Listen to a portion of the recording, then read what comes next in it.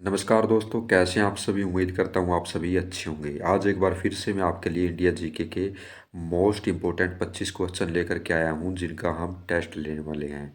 इन 25 क्वेश्चनों में आपको history, political science, geography, art and culture, economics के मिक्स क्वेश्चन देखने को मिलेंगे, जिससे आपको पता चलेगा कि आपकी तैयारी कैसी है और किस टॉपिक पर आपको और अधिक मेहनत करने की आवश्यकता है। इंडिया जीके कि ये क्लास उन सभी एग्ज़ाम के लिए इम्पोर्टेंट है जिनके सिलेबस में इंडिया जीके पूछी जाने वाली है। तो आप उन सभी एग्ज़ाम के लिए इस क्लास को ले सकते हैं जहाँ पर इंडिया जीके पूछी जाएगी। तो चलिए शुरुआत करते हैं आज के हमारे इस टेस्ट की। टोटल क्वेश्चन 25 रहेंगे और वीडियो के लास्ट में आपको बताना होगा अपना स्कोर, कि कितना स्कोर आप कर पाए हैं। 20 प्लस स्कोर आपको करना होगा। 20 प्लस का टारगेट आप लेकर के चलिएगा। 20 से कम आपके नंबर नहीं होने चाहिए। चलिए शुरुआत करते हैं। पहला क्वेश्चन है, अंतिम रूप से जजिया कर समाप्त करने वाला सुल्तान कौन था। अंतिम रूप से जजिया कर समाप्त करने वाला सुल्तान कौन था। सोचिएगा यहाँ पर आपका क्या राइट आंसर होगा एक बार। आंसर यहाँ पर आपका हो जाएगा ऑप्शन डी, मोहम्मद शाह रंगीला अंतिम रूप से जजिया कर समाप्त करने वाला सुल्तान था। अकबर ने समाप्त कर दिया था जजिया कर को, लेकिन औरंगजेब ने फिर से लगा दिया था और अंतिम रूप से समाप्त किया था मोहम्मद शाह रंगीला ने। नेक्स्ट पर चलते हैं। दारा शिकोह व औरंगजेब के बीच हुए उत्तराधिकार युद्ध में सबसे निर्णायक युद्ध कौन सा था। दारा शिकोह और औरंगजेब के बीच हुए उत्तराधिकार के युद्ध में सबसे निर्णायक युद्ध कौन सा था।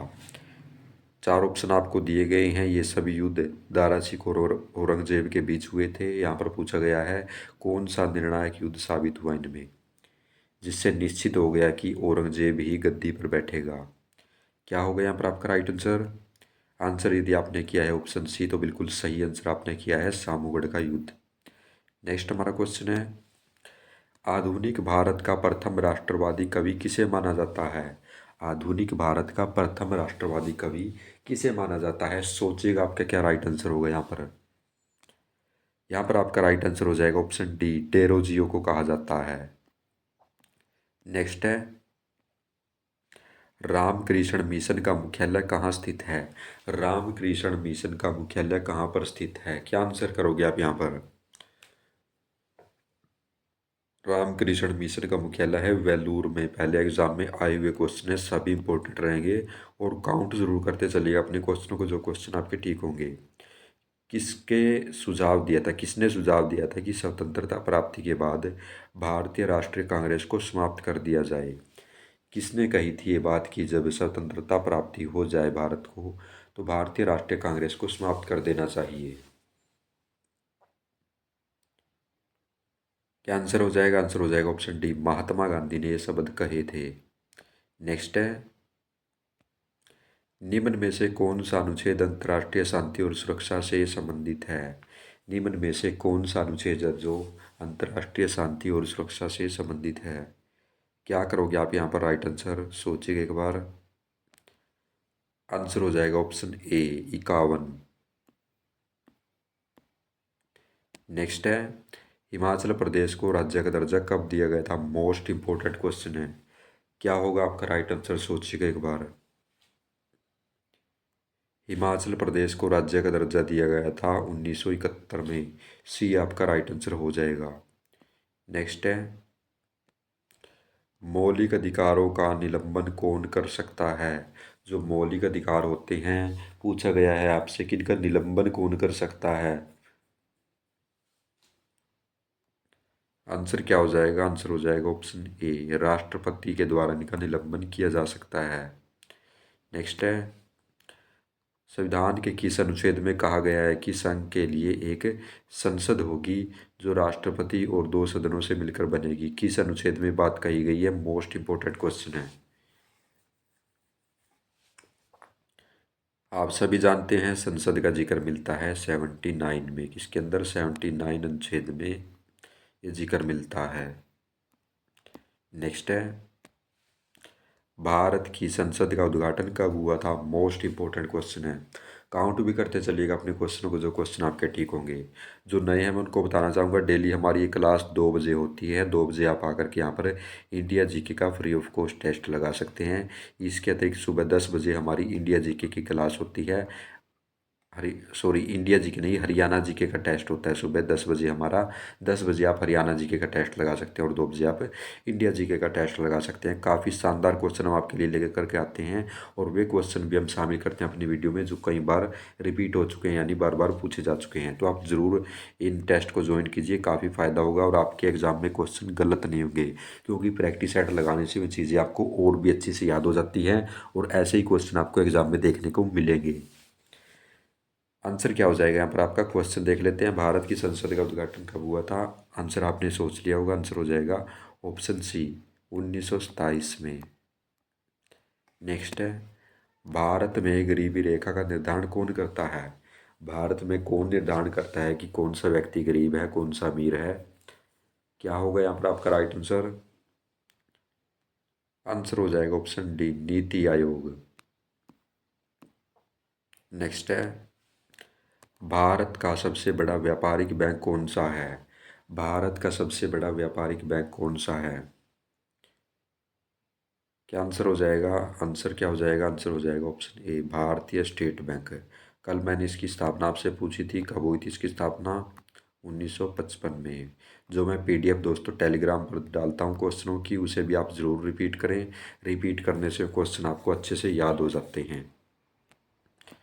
टेलीग्राम का लिंक हमने डिस्क्रिप्शन में दे रखा है, कमेंट बॉक्स में भी डाल दूंगा, आप उसे जा कर के फॉलो कर सकते हैं। टेलीग्राम पर आपको इन क्लास की पीडीएफ मिलती रहेगी। प्रचंड बेरोजगारी को किस नाम से जाना जाता है? प्रचंड बेरोजगारी को किस नाम से जाना जाता है? क्या हो जाएगा आपका राइट आंसर? तो यहाँ पर आपका राइट आंसर होने वाला है अल्प रोजगार कहा जाता है। नेक्स्ट है, पृथ्वी की कक्षीय गति कितने किलोमीटर प्रति सेकंड है? पृथ्वी की कक्षीय गति कितने किलोमीटर प्रति सेकंड है? काफ़ी कम बच्चों को ये क्वेश्चन याद होगा, लेकिन ये क्वेश्चन पूछा गया है एग्जाम में। क्या आंसर हो जाएगा? आंसर हो जाएगा ऑप्शन डी, 29 मीटर प्रति सेकंड, किलोमीटर प्रति सेकंड। नेक्स्ट है, पृथ्वी की उपसौर स्थिति किस महीने में होती है? ये भी काफ़ी ज़्यादा इंपॉर्टेंट क्वेश्चन है। पृथ्वी की उपसौर स्थिति किस महीने में होती है? पृथ्वी की उपसौर स्थिति होती है दोस्तों जनवरी महीने में। सी आपका राइट आंसर हो जाएगा।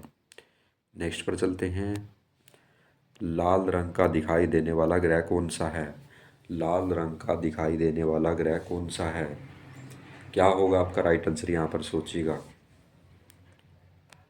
लाल रंग का ग्रह दिखाई देता है मंगल ग्रह। काउंट जरूर करते चलिएगा अपने क्वेश्चनों को, जो क्वेश्चन आपके ठीक होंगे। और 20 प्लस तो आपका स्कोर होना ही चाहिए, ज़्यादा हार्ड क्वेश्चन नहीं है, आसान से क्वेश्चन है। रानी लक्ष्मीबाई बांध किस नदी पर है? रानी लक्ष्मीबाई बांध किस नदी पर है? क्या होगा आपका राइट आंसर? आंसर यहाँ पर आपका हो जाएगा ऑप्शन ए, बेतवा नदी पर है। एग्जाम में आए हुए क्वेश्चन है ये। नेक्स्ट है, नौसेना दिवस किस दिन मनाया जाता है? नौसेना का जो दिवस होता है वो किस दिन मनाया जाता है? क्या हो जाएगा आपका राइट आंसर? सोचिएगा एक बार जल्दी से। नौसेना दिवस भैया मनाया जाता है, ये मनाया जाता है कब? 4 दिसंबर को। डी आपका राइट आंसर हो जाएगा। ये क्वेश्चन भी कई बार रिपीट हुआ है एग्जाम में। नेक्स्ट है, अल्पसंख्यक अधिकार दिवस कब मनाया जाता है? अल्पसंख्यक अधिकार दिवस कब मनाया जाता है? क्या करोगे आप राइट आंसर? अल्पसंख्यक अधिकार दिवस मनाया जाता है 18 दिसंबर को। नेक्स्ट है, प्रसिद्ध उपन्यास चरित्रहीन के उपन्यासकार कौन है? प्रसिद्ध उपन्यास चरित्रहीन के उपन्यासकार कौन है? क्या करोगे आप राइट आंसर? सोचिएगा। आंसर क्या हो जाएगा? आंसर यहाँ पर आपका हो जाएगा ऑप्शन डी, शरत चंद्र चट्टोपाध्याय। और दोस्तों जल्द ही हम टेलीग्राम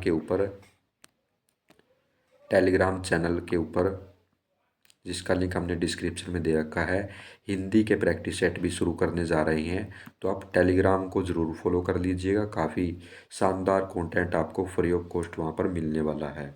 डिस्क्रिप्शन में लिंक दिया गया है, क्लिक करते ही आप टेलीग्राम पर पहुँच जाएंगे और ज्वाइन कर लीजिएगा। हिंदी के प्रैक्टिस सेट डेली हम 15 से 20 क्वेश्चन वहाँ पर डालेंगे जो एग्ज़ाम में आए हुए क्वेश्चन हैं। नेक्स्ट पर चलते हैं, भारत के किस प्रसिद्ध लेखक ने मानसरोवर पुस्तक लिखी थी? भारत के किस प्रसिद्ध लेखक ने मानसरोवर पुस्तक को लिखा था? तो मानसरोवर पुस्तक को लिखने वाले कौन थे? आंसर हो जाएगा प्रेमचंद। ये आपका राइट आंसर हो जाएगा। काउंट जरूर करते चलेगा अपने क्वेश्चनों को। नेक्स्ट क्वेश्चन है, NAV की फुल फॉर्म क्या है? फुल फॉर्म भी पूछी गई है एग्जाम में कई बार। क्या हो जाएगा आपका राइट आंसर? NAV की फुल फॉर्म क्या है? आंसर हो जाएगा option A, net asset value. यहाँ पर आपका राइट आंसर हो जाएगा। नेक्स्ट पर चलते हैं। शरीर की विशालतम धमनी कौन सी है? शरीर की विशालतम धमनी कौन सी है? क्या आंसर करोगे आप यहाँ पर? बताइएगा जल्दी से। शरीर की विशालतम धमनी, शरीर की विशालतम धमनी है भैया एकार्टा। कौन सी? एकार्टा। नेक्स्ट पर चलते हैं। लाल रुधिर कणिकाओं का उत्पादन किसके द्वारा होता है? लाल रुधिर कणिकाओं का उत्पादन किसके द्वारा होता है? क्या होगा आंसर? आंसर यदि आपने किया है ऑप्शन ए तो आपने बिल्कुल सही आंसर किया है, अस्थि मज्जा इसका राइट आंसर होगा। नेक्स्ट है, निम्न में से किसकी कोशिकाओं में कोशिका भित्ति नहीं होती? चार ऑप्शन आपको दिए गए हैं, इनमें आपको बताना है किसकी कोशिकाओं में कोशिका भित्ति है जो वो नहीं होती है। क्या होगा आपका राइट आंसर? आंसर यहाँ पर क्या हो जाएगा? आंसर हो जाएगा ऑप्शन सी, मानव की कोशिकाओं में कोशिका भित्ति नहीं होती। तो ये थे दोस्तों आज के हमारे इंडिया जीके के मिक्स 25 क्वेश्चन जिनका हमने टेस्ट लिया। अब आप कमेंट बॉक्स में जा कर के अपना स्कोर बताइएगा कि कितना आपका स्कोर बना है, कितने क्वेश्चन आप ठीक कर पाए हैं। आपको अपनी तैयारी का तो पता चल ही गया होगा कि कैसी आपकी तैयारी है। ऐसे ही डेली प्रैक्टिस सेट लगाएं आप। हमारा ये इंडिया जीके का प्रैक्टिस सेट 2 बजे डेली आपको क्लास मिलेगी, फ्री ऑफ कॉस्ट है। कोई पैसा आपसे नहीं लिया जा रहा है, बस आपको फ्री ऑफ कॉस्ट इसका फ़ायदा उठाना है। नेक्स्ट क्वेश्चन आपके लिए होमवर्क क्वेश्चन है, इसका आंसर बताना होगा आपको कमेंट बॉक्स में। लोधी वंश का संस्थापक कौन था? इब्राहिम लोधी, बहलोल लोधी, सिकंदर लोधी अडी, इनमें से कोई नहीं। तो इसका आंसर भी आप कमेंट बॉक्स के अंदर बताइएगा। और टेलीग्राम को ज़रूर फॉलो कर लीजिएगा, काफ़ी कंटेंट आपको वहाँ पर मिलने वाला है। तो धन्यवाद आप सभी का दोस्तों, आपने इस वीडियो को यहाँ तक भी देखा। कल फिर मिलते हैं नए क्वेश्चनों के साथ, तब तक के लिए जय हिंद।